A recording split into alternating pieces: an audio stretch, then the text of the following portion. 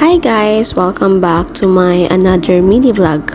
So for today's video, ipakita ko sa inyo kung paano ko magkadto sa akong ulabrahan. Every week, we are rotating our schedule. So subong, I'm 2 p.m. to 11 p.m. Normally, pag 2 p.m. ko, ang akong car leave ka about 1:20. So by 1:15, kapanaog na ko.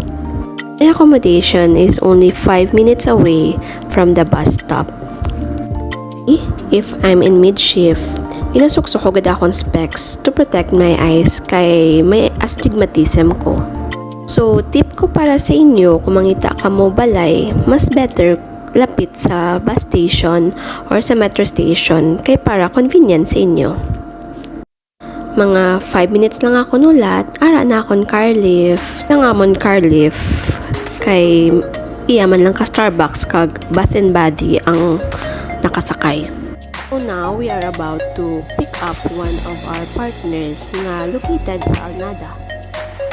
A little information about Starbucks, why we are calling ourselves as partners, not as team members or as staff, because in Starbucks, there is a culture that we are all equal and we shared success in the company.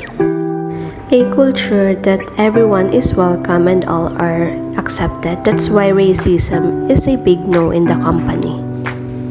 So nakita nyo ang amon ginaagyan as in deserto gid saya because our store is located in the middle of the desert. This is a local residence area. Kay diri sa UAE, ang mga balay sang local layo gid sa city. Kaya mga balay nila as in mansion gid as in. So nakita niyo to kagina nga gaagi kami sa desierto. So subong arna kami sa store namon. Every day is another day para sa akon during a store, and I'm very happy that I'm working here. So see you again next time.